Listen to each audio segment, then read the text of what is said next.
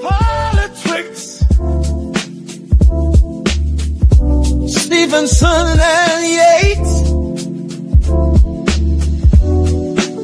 Bring in the real.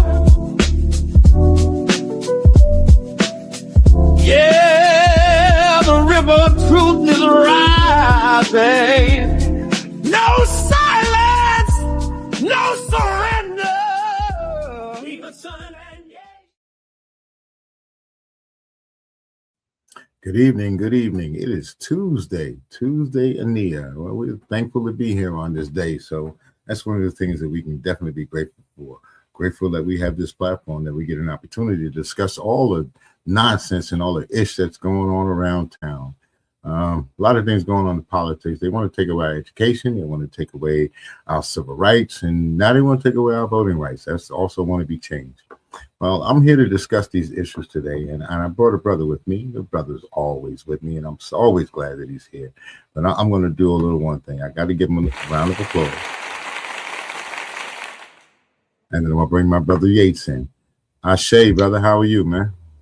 Hotep, brother. I'm well. How about yourself? I'm all right, man. You know, I mean, yeah, you know how it is. I had my sister-in-law is moving back in, so that means I had double duty. you know, when you got brother. What do they call it?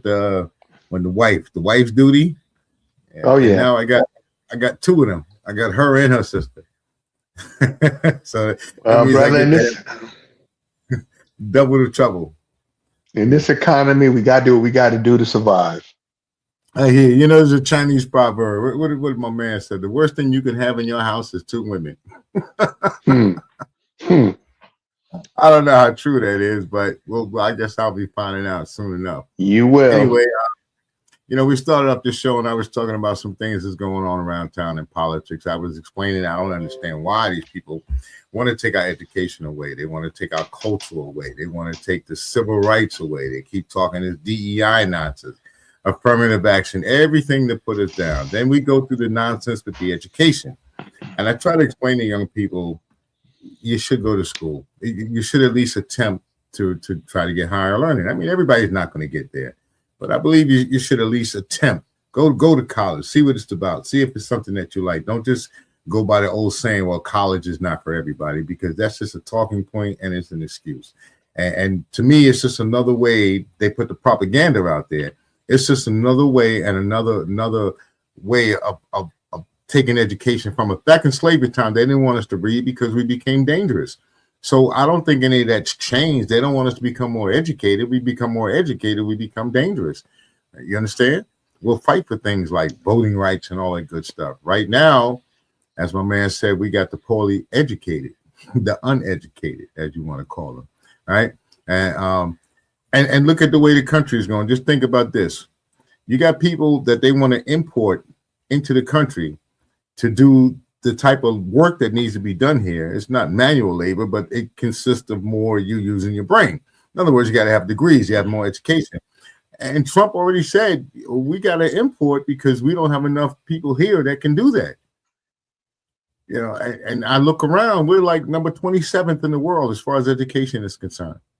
So now another big thing is the voting rights. I mean, they don't want us to vote either. And what do they what's the propaganda they put out? Well, your vote really doesn't count, which that's nonsense. Okay, people can say they can dispute, they can argue, whatever. To me, that's utter nonsense. That's just another way to get you not to vote. If you were already at the mindset, you know, all right, this voting stuff is not for me, they kind of push you over the hill by saying your vote does not matter. I'm here to tell you, your vote does matter, because like we discussed it before. If we're going to get out in the streets, we're going to boycott, we're not going to spend our money, all of these different things we're going to put into play, then maybe we'll get something happen. But we got to come in as one in order to do that. We got to be on the same page in order for like they just got the boycott with Target. I still see black people going into Target, and we're supposed to be boycotted. So we're not unified amongst ourselves in order to get a lot of things done. Well, They don't say. the boycott actually ended several weeks back. Oh, it did. Oh, I didn't know that. I thought Yeah, it was yeah. continuing No, on, but no. anyway. The minister, and I can't remember his name right now, that was, I guess, one of the key figures or the key figure in the boycott. He basically announced that the boycott was over. I don't know what sort of arrangement was made or reached with Target. I don't know if there was an arrangement at all, but he declared that the boycott was over. There really wasn't much more information forthcoming as to why it was over, just that it was. You think somebody got paid off? Because you know that happens too, bro. It You know does, that and that's a happens too. possibility. It always seems that our so-called leaders are the ones they always seem to get hit off in the pocket some way, and then us, we don't get anything. We still fighting for reparations. That I don't know if that's going to come. But the voting rights, you were breaking that down to me. So what's going on with this voting rights situation? Well, I think it's important for people to understand, first and foremost, that the Voting Rights Act always had to be re-ratified, every certain amount of years, right? It was never meant to be permanent. I think that was a loophole that was kind of inserted into the initial legislation, right? So if things were to change down the road, that they would have, they could simply say, well, we don't think we have enough votes to pass it this time. Initially, when the Voting Rights Act was passed in 65, after that, it was basically a foregone conclusion that it will pass. If you put that to the test right now, in light of the political climate we're in today, with Trump and his anti-DEA, anti-black, anti-brown, anti-women, in that environment, would this legislation pass? Now, what happened is down in Louisiana, and this is happening in several southern states, the Supreme Court struck down Section 2 of the Voting Rights Act. And Section 2 dealt with discriminatory practices as it relates to voting, right? Essentially, the Supreme Court is now saying that, we don't need the section anymore. There is no widespread discrimination in voting, that districts now can be redistricted. And that's what's happening. They're redistricting a number of these districts that were predominantly Black and where Black men and women could be elected. These districts, are now being carved up, making smaller districts that are more favorable to the Republican Party. And this is, part and parcel of what Trump did when he was elected this most recent time. He said, look, I want at least 5 more seats in Texas. And of course, he got it. And now he's got the Supreme Court that is basically backing his moves as it relates to disenfranchising Black voters, brown voters, and women. And I don't know. I saw Hakeem Jeffries the other day. He was talking about this case in Virginia. And now we say this is a democratic society and the majority rules. Well, in Virginia, the Commonwealth had a referendum.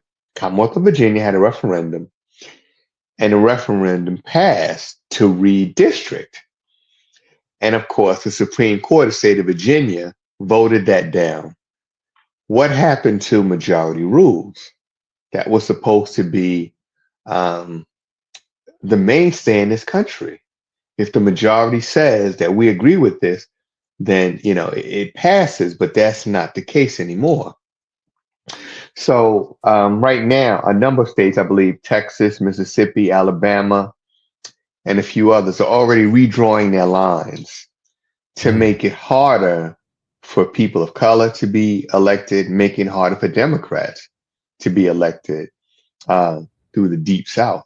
And this will probably spread, across the Midwest and up into some of the states here in the Northeast that are purple. Now, don't they call this gerrymandering? Yeah, you could call it gerrymandering or redistricting. Pretty much the same in terms of the effect they have. But yeah, that's what they've been doing for some time, right? If you go back to the election 2000, when Bush was running for president, there were, particularly in Florida, there were just huge numbers of people that were just stricken from the rolls. And I'm talking predominantly Black people were stricken from the rolls. So you registered to vote the day before. On that Monday, that Tuesday, when you show up to vote, when you get to your polling place, you're no longer registered. And that was just huge it's numbers. funny. Not just say that. I did get a letter in the mail. I got something that was telling me that I need to check my registration to make sure that I'm still registered as a voter. Mm-hmm. And I already know I'm still registered because I voted. I vote by mail. Right. So I got my thing in the mail and I voted. Well, I think it's important that people monitor. Like if you get a letter like that, it's quite important that you follow up on it, because realistically, Trump realizes that just from the polling numbers, he's going to have some problems if we have an election in November. He also realizes from these recent elections that the Republican Party has not fared well. And the current trends suggest that this is not going to be a good election, midterm election or midterm cycle for the Republicans. And, I just saw today that I believe it may be Ford or GM is going to lay off, thousands of workers. And they're saying because what you said, basically the brain drain, right? They need people that are higher skilled. And I guess what they're doing is bringing in AI technology. And this is something that the current auto workers are unfamiliar with, right? It's just technical work. And, now we're in a situation where Trump said that I'm going to have the largest roundup of illegal immigrants ever. Well, I guess he's trying to rival what Hitler did in Nazi Germany. Well, now that the people you've thrown out of the country, now you're at a point where you're going to need to bring people into the country, people who have the knowledge and the skills, and put them on the assembly line. How are we making America great or great again by taking these hardworking people, putting them out of work, and then bringing people from other countries? See, there it is. There's There's jobs. There it is. That's where the propaganda starts at. And we can go all the way back to Reagan, okay? And with that trickle down effect. And then him wanting to get rid of all the immigrants. Remember back then he wanted to get rid of immigrants and they would talk bad about them. I just remember back then during that Reagan time. It's kind of like right now what 0.20 as they want to say. Okay. All of those things that Reagan did, this is what this man is doing now. But he's hyping it up. And another thing, so why do people say that they live so much better under Trump the first time around? I mean, wasn't he living off of what Obama had already laid out? That was already in play. The decent economy, the economy growing, that was already in play when Trump came in. Right. Yeah, it was. So what did he do? To me, what he did, he destroyed the economy like he did in Atlantic City. He brought it down. The deficit went out the roof and all of that, and he hid behind the pandemic. Everything was the pandemic's fault. The price was going up. All of that was the pandemic fault. Well, Trump said he built the greatest economy ever, right?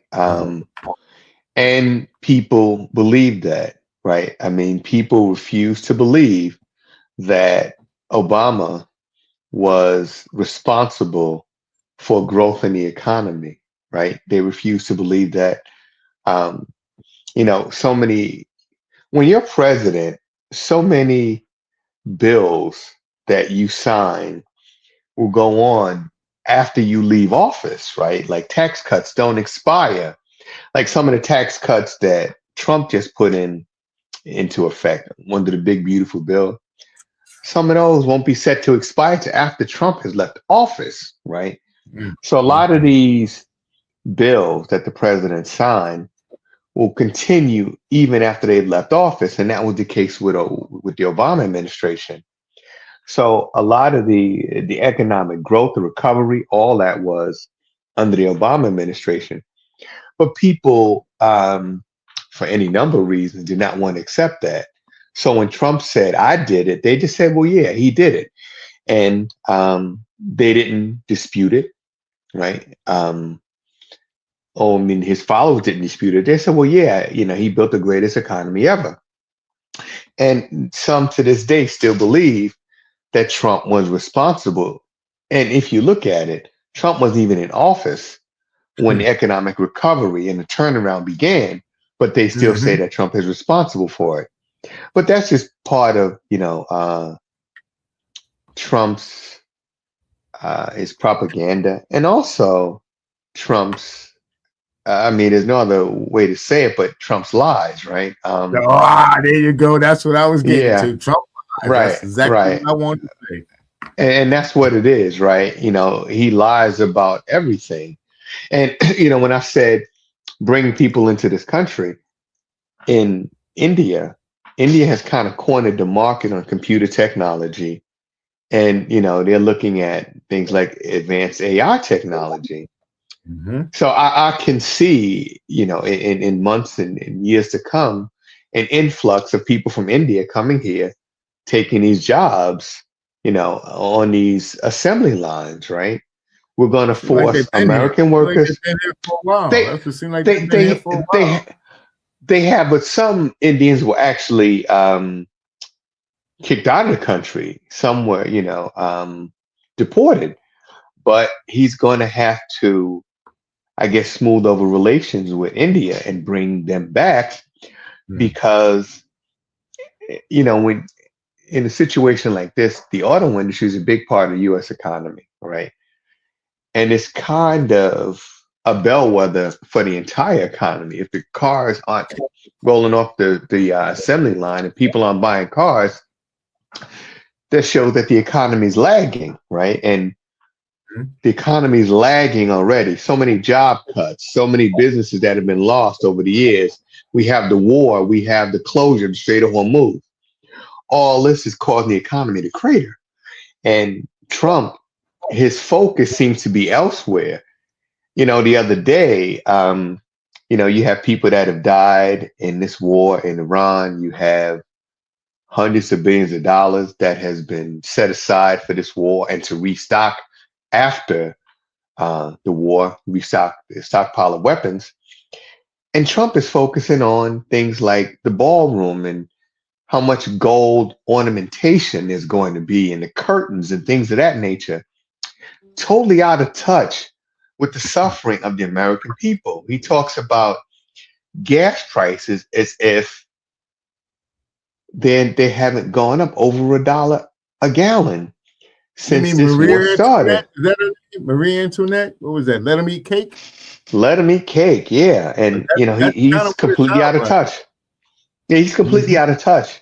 And unfortunately, the Republican Party, now, if you look at certain cultures, right, many of the men, in order to serve the king or the royal family, had to become eunuchs. And for those who don't know, a eunuch is a man who had his testicles removed. Well, it seems that many of the Republican Party are eunuchs because none of them will stand up to Trump and tell him, just be honest with him and say, Mr. Trump. That was nice. But that is the situation, right? We have a bunch of eunuchs that will not tell the president the truth, that will not stand against him when it is clear what he's doing is wrong and that is hurting the American people and their constituents as well. But did you notice that the people, the ones that's supposed to have the cojones, right? the ones that's supposed to have the balls, the one that's supposed to do the check and the balances, they're crooked too. They're corrupt. Well, the whole administration is corrupt. Yeah, and I think which that part of this administration is not corrupt? Who in this administration right now is not making millions of dollars off of what's going on right now? All of them are getting rich. Well, it's really hard to say, right? Who isn't making money in this administration? But I think that for the Republicans, those that still support Trump, those that have actually introduced a bill for the American taxpayers to foot the $1 billion bill for the ballroom, I think that they're expecting, I guess, what you call a Christmas miracle, that somehow riding on Trump's coattails, that it'll get them reelected, even though the polls are showing something completely different. And I think they're also banking on the fact that this redistricting is going to help them in places like the Deep South. And of course, it'll spread up until, the Midwest, the center of the country. But those aren't the population centers. The population centers, of course, the East Coast and the West Coast, where the vast majority of people live. And I think that a lot of people are angered by this. Trump led an insurrection, right? Because he said the election was stolen from him in 2020, right? So he had people come to Washington and they led a violent insurrection. Well, now Trump, you're doing exactly what you accused the Democrats of doing 6 years ago. Clearly, you are using any means at your disposal to eliminate, not just your political rivals using the justice system, which you call lawfare when it was done to you, but you're also eliminating people's right to vote. And, now it is Black folks that seem to be the target, but we're not going to be the only ones. Women make up a large voting bloc in this country. So eventually he's going to target them. He's going to target Hispanics because he's lost support. You know how I feel? This is how I feel. I feel like I'm getting ready to roll back the clock to like 1926 or some nonsense, man, where we're still fighting for the rights of Black people. We're still fighting for the rights of women. I mean, come on, man. This is like a serious merry-go-round. It's like as soon as we start to progress, if you want to say, the powers that be will bring you down. Every time will bring you down. And then we'll pit you against one each other. Okay, put the men against the women. They put the Blacks against the Hispanics or against the brown people. I see the play. I see the play. This is how they're going to stay in power. Because while we're so busy back and forth worrying about the women's issue, worrying about the trans issue, and that's another thing. I don't know any trans people. I don't give a damn what they do. Do what you do. Enjoy your life. Okay? Don't interfere with mine. I won't interfere with you. And me personally, I don't care what they do because I don't know any of them. None of them. And if I saw one, I probably wouldn't recognize him anyway because he either looked like a man or looked like a woman. I wouldn't know and I wouldn't really care. But the issues that we do need to care about, health in this country, that's a big issue here. Education, housing, right? How about a pay raise? How about all these hungry ass corporations that keep raising up the prices? Like we're supposed to be exporting all this oil and we're supposed to have all this surplus of oil. So why are the prices going up? And when the prices go up, who's getting paid? We're not getting paid. The same people that were selling us oil from the beginning, now they're making more money. That's what that opens the door for them to make even more money. So well, you know what? Loss. Well, when you talk about fighting for the rights of Black people, immigrants' rights, women's rights, that has been an ongoing, and I should throw in the rights of Native Americans. That has been an ongoing struggle since this country was founded, right? This has not changed. I mean, the same people that denied Black people the right to vote after slavery ended are the same people that didn't allow women to vote until 1920, didn't allow Native Americans the right to vote till 1920. and have tried to keep women out of the boardroom, out of politics, out of the classroom, right? So that's an ongoing struggle that we kind of lost sight of. Now, when you talk about oil in this country, I thought about something the other day. So several months ago, the United States, I should say, led a military action against the Democratic elected president of Venezuela, captured Nicolas Maduro and his wife. Well, Trump had been seizing Venezuelan flagged oil tankers, sold the contents of one or two of the tankers, $500 million. Where's the money? Now, if we took this action to get control of Venezuela, and Venezuela has oil, lots of it, so much so that Hugo Chavez, when he was president, was selling gas in Venezuela and to some of the other neighboring countries for about $1 a gallon. That's how much gas they have. If we have control of Venezuela, why is gas prices so high? We are exporting oil. And if you go back to when Obama was president, Obama said we've reached a point of energy independence where we no longer have to rely on foreign oil or foreign oil sources. We produce enough in this country that we're selling it. So what's happening is drill, baby, drill. Don't you remember that? Drill, baby, drill. Right. We Don't have you remember Al Gore? What did he want? He won solar panels. Right. Solar panel. And what was the other one? Jimmy Carter. Put up all the solar panels. Well, Jimmy Carter put solar panels.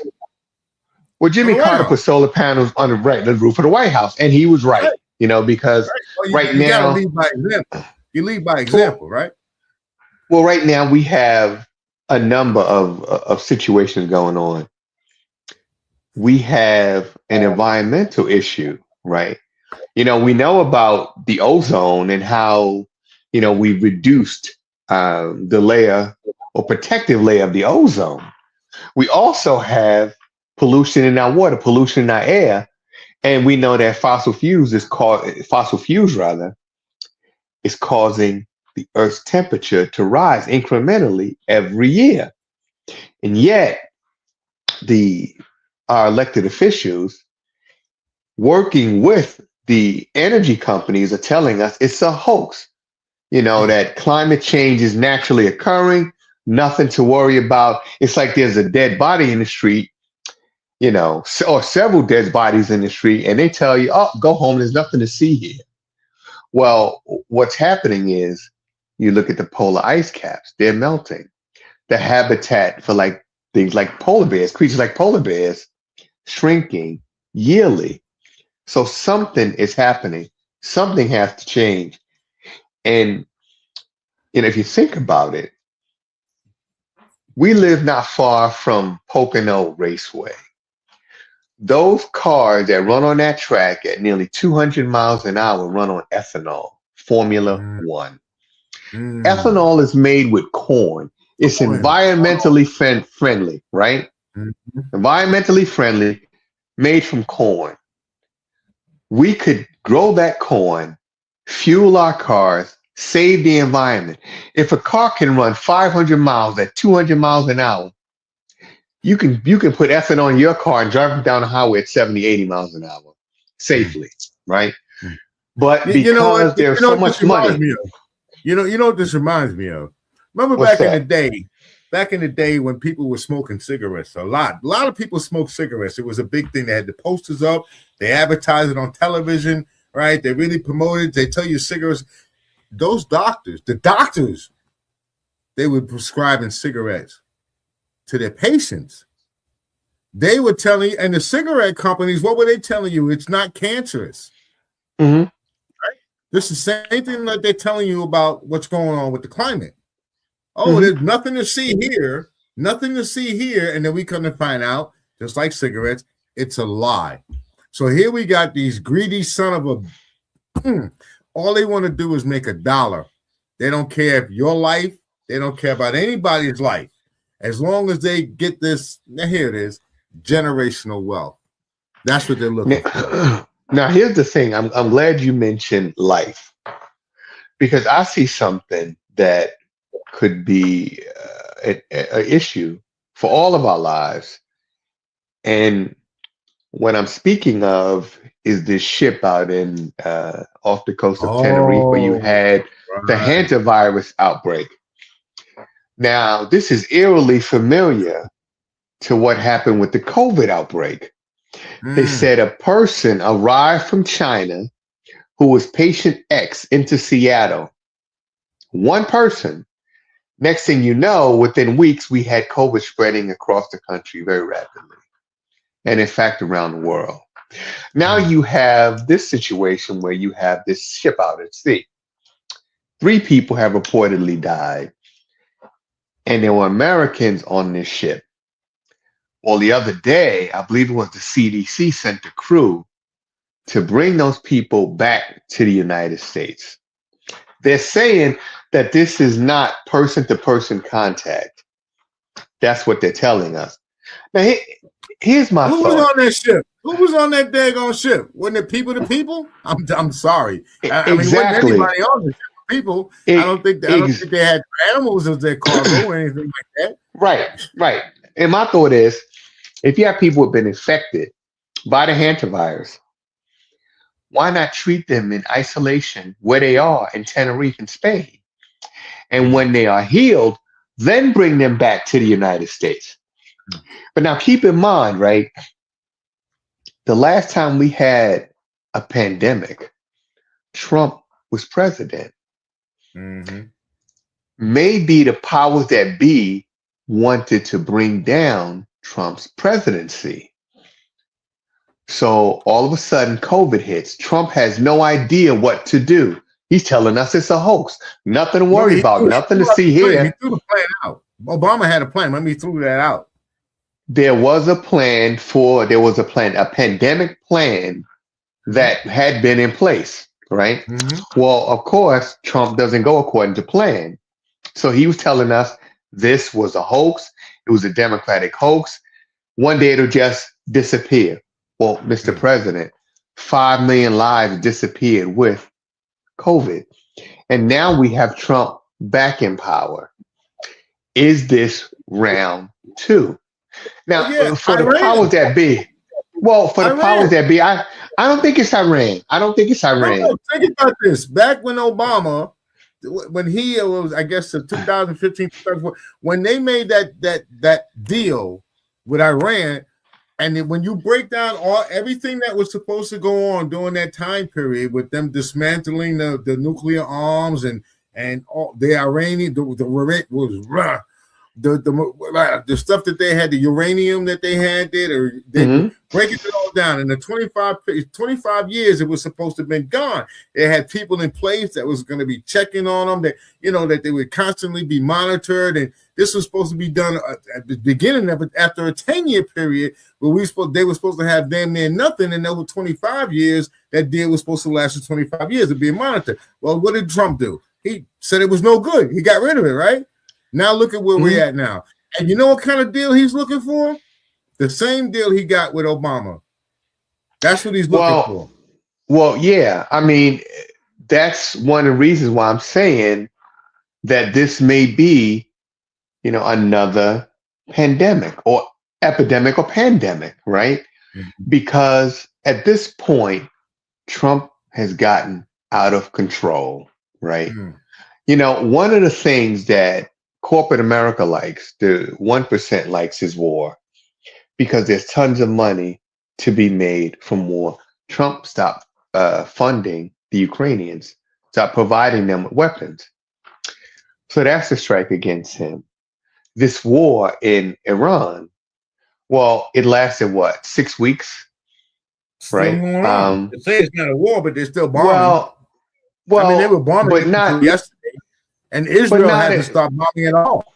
Well, Israel's not going to stop bombing, right? That's another subject. Israel will not stop bombing, right? Because Israel has a separate agenda. But for the United States, this was a situation that basically wound down after about 8 weeks. Powers that be like long wars because they like to make lots and lots of money. Lots and lots of destruction means after the war's over, Now you have to take out loans from the International Monetary Fund, the World Bank to rebuild your cities, rebuild your infrastructure. This stuff is planned, right? We need these wars for the generational wealth, right? So Trump is now changing the game plan, right? A game plan that has been set that presidents have followed for centuries or for decades rather. And, he's getting away from that. He's getting away from alliances that were established, at the start of the Cold War, after World War II. He's talking about taking Greenland. He's talking about, here's another one. He's pulling troops out of Germany because his feelings were hurt. The German chancellor said that America lost the war in Iran, that Iran has the Strait of Hormuz closed, that Iran is basically the winner. Trump got angry and decided, I think that thus far, 5,000 soldiers have been pulled out of Germany. And Trump says there may be more to come. So all of this stuff, you're going off script. Canada. That's the same nonsense he did with Canada. He got pissed at them, so he wanted to put these big tariffs on them. Why do you want to put tariffs on somebody if you're not paying stuff anyway? We got free trade. We had free trade with Canada. What's the need for a tariff? Because you got pissed off because you didn't like what they said about you in the news. Come on, this guy is like a big kid. He's like a big spoiled, rotten kid that has always had his way. And anytime he didn't get his way, he screamed, "Mommy, I don't like this. Daddy, I don't like this," and always got his way. That's what he is. And now that he can't get his way all the time, now this is what he does. This is how he gets his way, by threatening, by pulling the troops, because he's in power. He's going to pull the troops out. He's going to do all of these nefarious things around the world because he's getting back at them. Even over here, Letitia James, was it Comey, all the people that he considered to be enemies, he's going after them. Well, they just re-indicted James Comey the other day. Because James Comey allegedly, not allegedly, I should say allegedly, because I don't know. There was a picture of Seychelles that says 8647, right? And they said that is a threat to the life of the president. Okay, man. So if I 86 this cup of coffee, I'm throwing it in the garbage, right? That's what I mean. If I got some garbage and I want to 86 it, I toss it in the garbage, right? Because I'm on 86 it.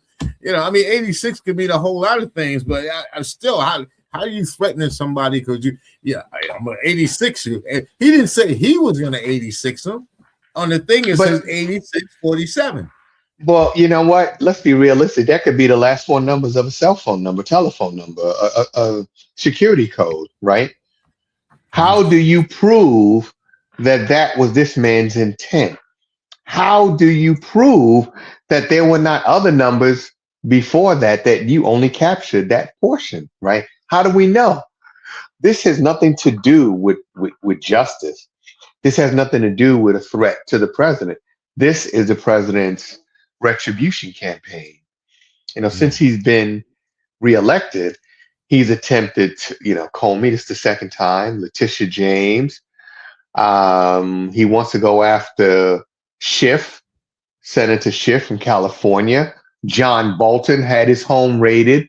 So this is part of the retribution campaign. This is the stuff that Trump said was done to him. Now he's doing it to others.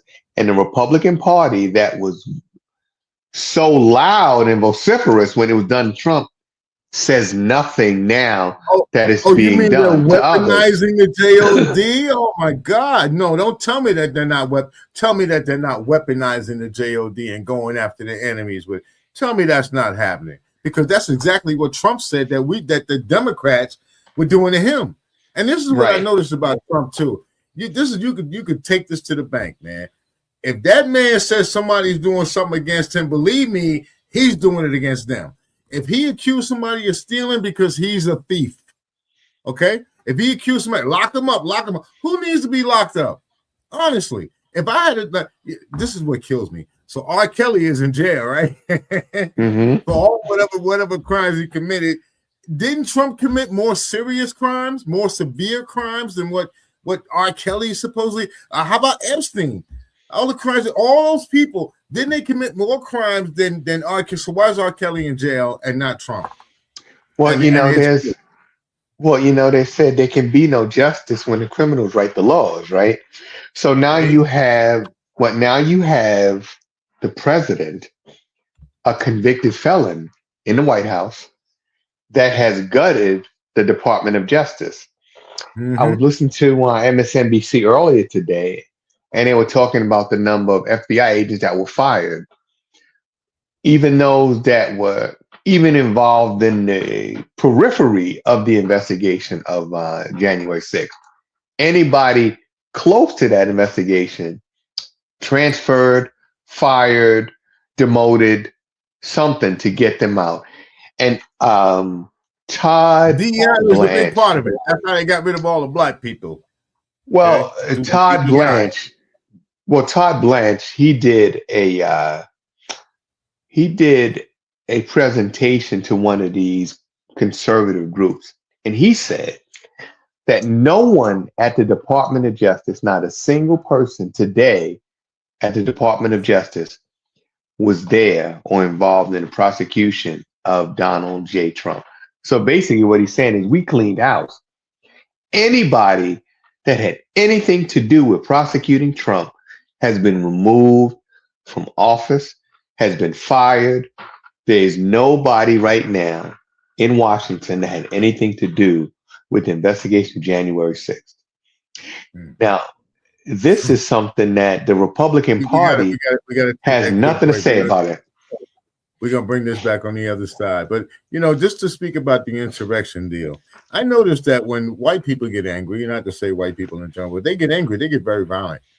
It seems like when we get angry, we're nonviolent, we're out in the street and we protest and we do all the good things. But it seems like when they get angry, you get an insurrection, you get a revolution, you get violence, violence, violence.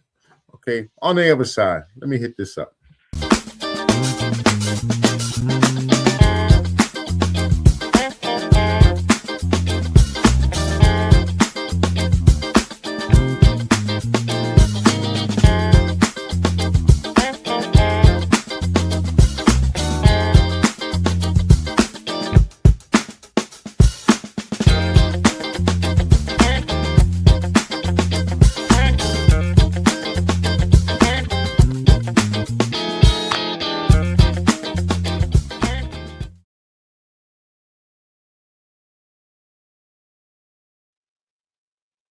Always be black, because that's all we can be. Can't be anything else but what you see in the mirror, yourself. So stop trying to be something that you're not. That was the Wolf Pack. You can check them out on Instagram. They have sporting apparel for men and for women. Check them out. They are pretty good. And back to my brother. Where did we leave off at? I was telling you about how certain people act in a barbaric way anytime there's an issue. If they have a problem with government, they don't have a problem picking up arms. When we have a problem, we pick up a sign. I would say we try to do things in a civil manner. That's not all of us, because I don't want to paint this with a broad brush, because some of us will say, hey, man, let me pick up this gun and do what I got to do. But collectively, I think we try to do things in a peaceful manner, at least civil. And it always seems when these people have an issue, Greenwood, Rosewood, come on, Wall Street, all of these, it's always end up in violence from them to us. This is what I understand. How can they look at us and say that we're the problem or we're the violent ones? How can they look at somebody like the immigrants, which pretty much those people were here long before this country was colonized, before they had colonies here, but yet they're the bad people. That I don't understand either. I don't know what just happened. Everything just went out. I could still see you. I see the background kind of went dark. Yeah. Let me just see what's happening here. I'll do you, baby.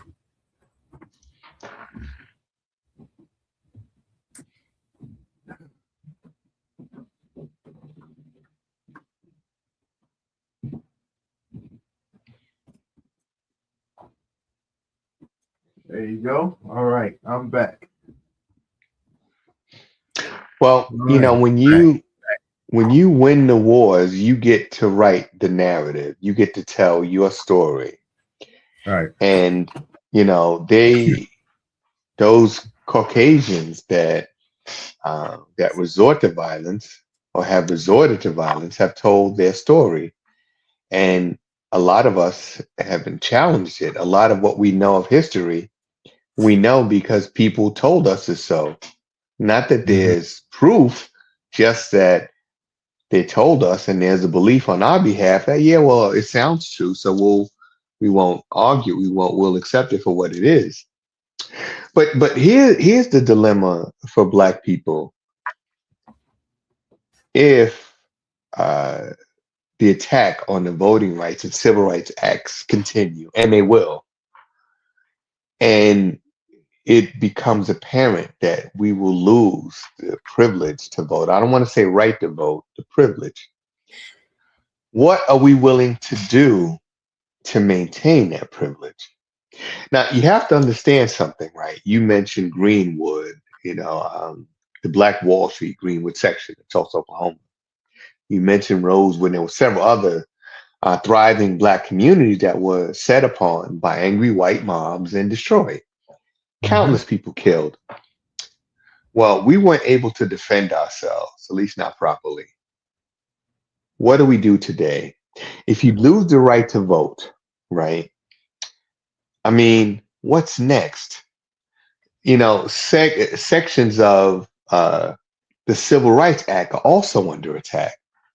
The Fair Housing Act of 1968, that has been struck down, right? So it is one block after the other that is being systematically removed that is underpinning, our rights as human beings in America. So what are we prepared to do when you can't go cast your ballot? And let's be realistic. You and I, right, were born at a time when Black folk, I was born the year it was passed. You just a couple of years, you were just a small boy when the legislation was signed. It wasn't that long ago. Sure wasn't. In terms of history, it wasn't that long ago that we did not have the right to vote in this country. Look, I was born before integration. Remember that. I was born before we were integrated. I still remember growing up as a kid, looking at those signs, Black only and white only. Okay, I still remember we, as Black people, we couldn't go in the Woolworth. Remember Woolworth? Couldn't go into Woolworth and sit at the counter. We couldn't sit at. We had to go on the side to get our food from the side. I remember those days. Well, it's not inconceivable that those days could come back because, I mean, realistically, we have a hostile administration, right? I mean, we're talking about striking down DEI. We're talking about cultural centers, schools, museums, all of these things that talk about, the rich Black history and culture of our people are under attack. So we have a hostile environment. It's a hostile environment, a hostile administration. What do we do? When I talked about a couple of weeks back about us having these internal conversations, we need to have these conversations very, very quickly and come up with a plan because they already have a plan, right? This was on the table for some time. John Roberts, who is the Chief Justice of the U.S. Supreme Court, has been trying to overturn the Voting Rights Act since 1982. Let me say that again. Since 1982, John Roberts has had one mission in life, and that is to overturn the Voting Rights Act. And now he's this close. Well, I keep telling people, especially our people, that I'm tired of hearing this nonsense that we're not monolithic. Here we go. No one is monolithic. Doesn't matter what color you are. Doesn't matter what race you comes from. No one agrees with everyone all the time. But here it is. When it comes to certain policies, when it comes to how we're going to live, when it comes to the money that we're going to make, those type of issues, we got to become unified. We got to become this community that we keep talking about. especially in the Black community. We have to become this unified community to address these problems as one. Now, I've seen it work, and I don't want to bring them up, but I see it work in the Jewish community. Here we go. They're pretty much one of the smallest populations here. How come they got so much power? And I see when they move as one. You don't hear them with this nonsense about, well, we're not monolithic. They move as one. I'm sure that they disagree with one another and so forth and so on. But when you see them come out, when there's something that's brought to the table, they bring it as one. And we need to, personally, I think we could learn a little bit of lesson from that and start becoming a little more monolithic, if you want to say, especially when it comes to how we're going to live, how our children are going to live, how our grandchildren are going to live. You understand? I think we need to start thinking a little more alike.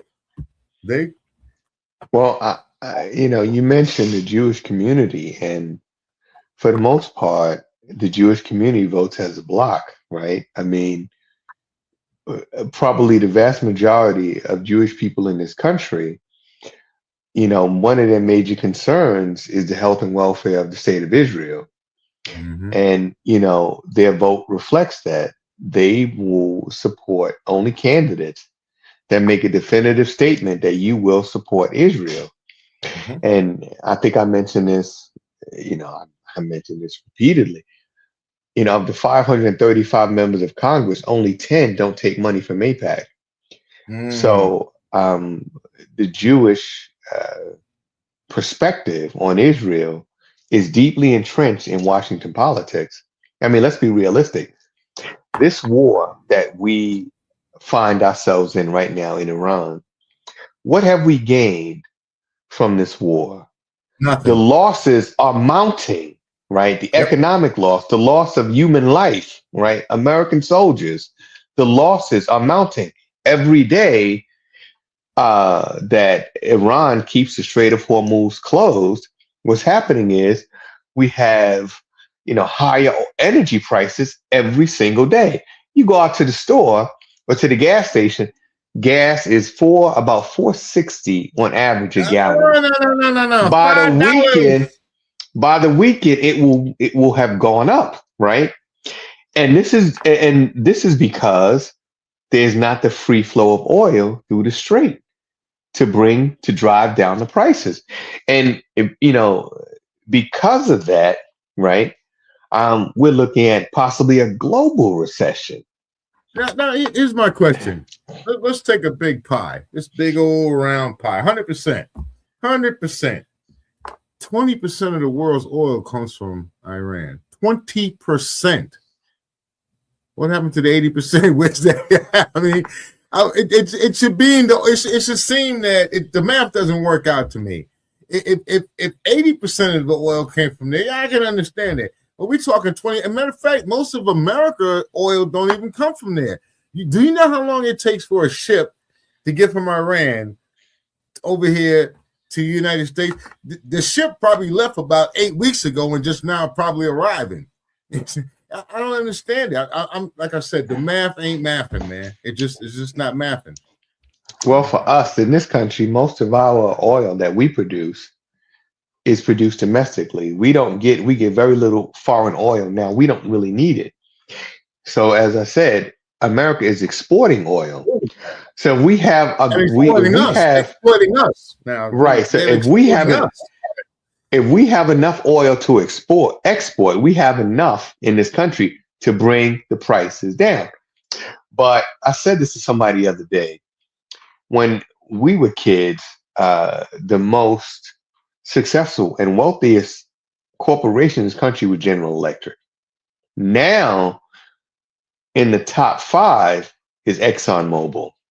Of course. And ExxonMobil, billions of dollars in profits. I think in one quarter, a few years back, they posted $1 billion profits in one quarter.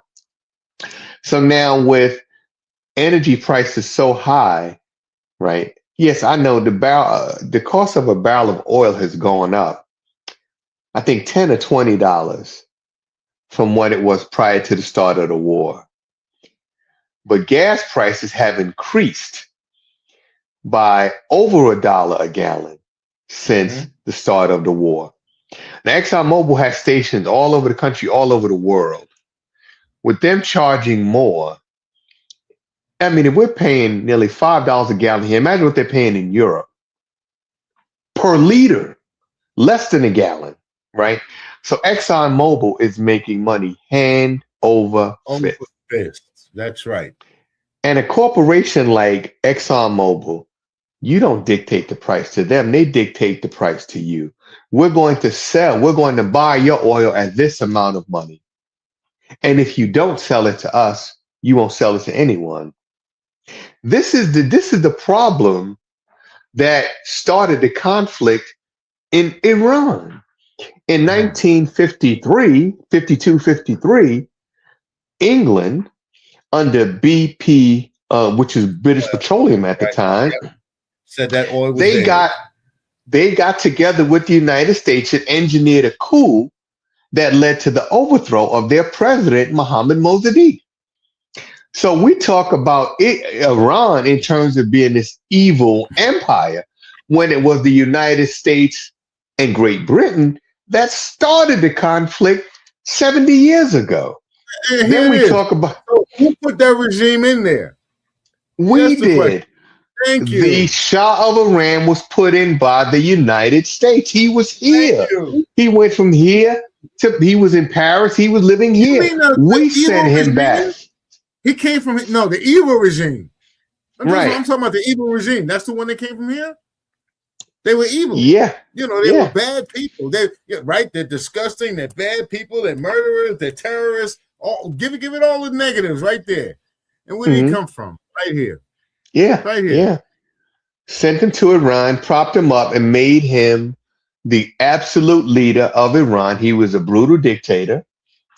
You know, basically was abusing his own people, allowing, you know, foreign corporations to exploit Iran's oil wealth.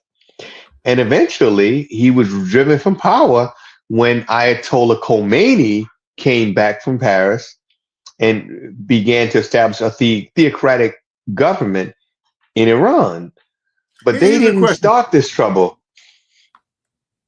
Here's a question for you. Aren't they doing the same thing here? Don't we have the corrupt politicians, the corrupt businesses, the corporations that's exploiting Americans? They're exploiting them. They're taking their money. What did my man said? I give you somebody to look down upon, and I can pick every dollar out of your pocket. Well, aren't they doing that right now? They give us all the people. They give us the Iranians to look down upon. They give us the Mexicans to look down, the Venezuelans, the brown people, the black, all of these people that we got to look down upon, and they seem to be making a lot of money off of it. And that's how they do it. That's how they do it. They keep people divided, keep us fighting for the crumbs that fall from the table. But the reality is, in terms of an evil empire, Iran is nowhere near in the same league as the United States. You know, realistically, since 1981, when Iran went to war with Iraq, and of course, this war was a proxy war set up by the United States. But when that happened, that was probably the last time Iran launched any offensive attacks against any of its neighbors. Since 1981, how many times has Israel attacked its neighbors? How many times has America went on military campaigns since 1981? You figure 1981, hell, we were in Panama, we were in Grenada, just one country after the other. And Trump said the other day that Cuba may be next. What interest do we have in Cuba? They're closest to America, and they're, what are they, supposed to be communists? Remember back in the day with the Cuban crisis, the missile crisis? I don't know. Maybe Russia is planning on putting missiles back there again. Who knows? But you know what we're going to do? We're going to have fun the next time. We're going to pick it up. We got to come back with another topic, and we're going to start this thing all over again. I had fun today, brother. Thank you. I got to learn a little bit more than what I knew before I came in. And I think that's the whole purpose of this show, is to know more going out than what you did coming in. So that's the hope, brother. But thank you. Hotep, brother. Yeah. All right. Well, thank you guys again for tuning in to Politricks. As you can see, we talk about all the tricks and trades and tricks, treats, whatever that's going on in politics. Hope you guys tune in tomorrow. We got a nice surprise for you, young lady coming on. She's a hell of a singer. Tomorrow, 6 o'clock, same time, same back channel, but it will be the Empowerment Show. And we hope that you tune in on Thursdays. We have Diane Butts with the Daughters of Divine Joy. She comes in on Thursday at 6 o'clock, and all you guys have seem to really like her. And she has a damn good show too. Now on Mondays, we have Mental Health Mondays with Hope. So for all you people that think you got something wrong with you, go ahead and tune in. If you don't think you got anything wrong with you, tune in anyway. You might learn something and find that you do got something wrong with you. All right, my name is Kendall Stevenson. I'm here with my brother Ronald Yates, and we're about at the end of the show. I always say peace. He says hotep. Ashe. And as my girl would say, be yourself. Everybody else is taken. Peace. Welcome to the Empowerment Show, where knowledge meets action. Yeah. We break down barriers to financial literacy. Speak truth to power, real conversations. Oh, voices that inspire change, challenging the status quo. Tools for building wealth, taking control. Your future starts right now. This is the Empowerment Show.